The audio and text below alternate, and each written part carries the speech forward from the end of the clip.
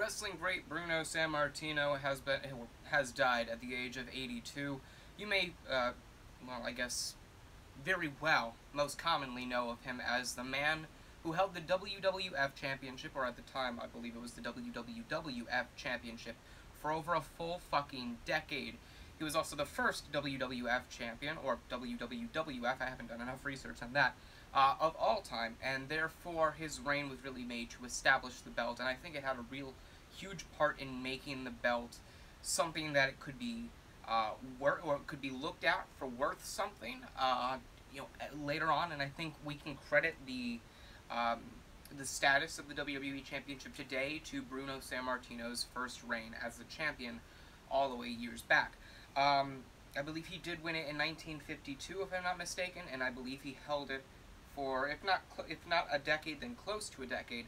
And while I have not seen a lot of early era or very inaugural era WWF or WWF footage, I do know of Bruno Sammartino, and any wrestling fan knows of Bruno Sammartino's reign without even having to look up anything about it. It's always clear he held it for almost 10 years, if not 10 years or more, and really, his reign for the WWF Championship was what people tuned into WrestleMania for The Undertaker to see.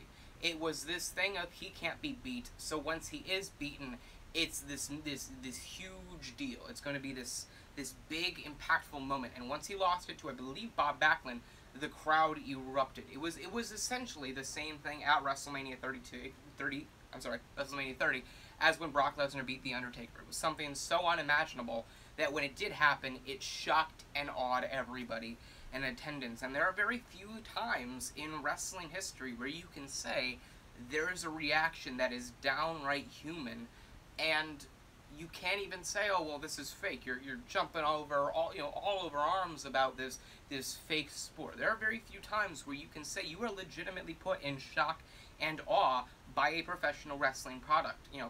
At times in my mind that you would think, all right, Hogan body slamming Andre the Giant was a huge shocking moment. I believe Ultimate Warrior beating Hulk Hogan was, I guess, a shocking moment looking back on it now, and how Hulk Hogan never lost. Of course, The Undertaker losing to Brock Lesnar, and I'm sure there have been a few moments in between that got somewhat close to it, but I mean, I obviously never really met that standard. But when Bob Backlund lost that title after, God, I believe a little over 2,700 days, that was a big moment. That was essentially The Undertaker losing the streak. It was thought to never be never be doable. That when it was done, it was just this whole industry-shaking moment. And I don't think the WWE Championship in today's form would be looked at the way it is had it not been for Bruno Sammartino's inaugural reign. And, sadly,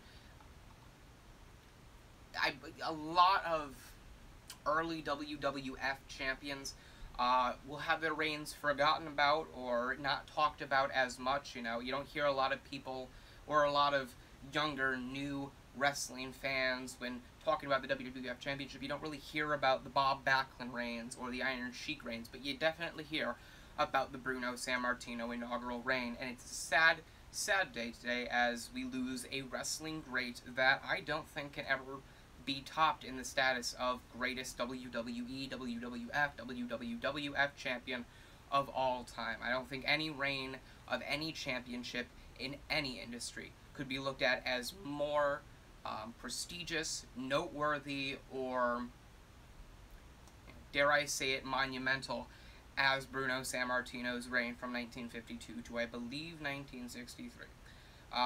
So yeah, not Bob Backlund, Bruno Sammartino sadly passes away today, April 18, 2018, at the age of 82, a wrestling icon, legend that will never be forgotten. Rest in peace, Bruno Sammartino. With that being said, thank you for watching. I hope you enjoyed. Remember to like, comment, and subscribe for more.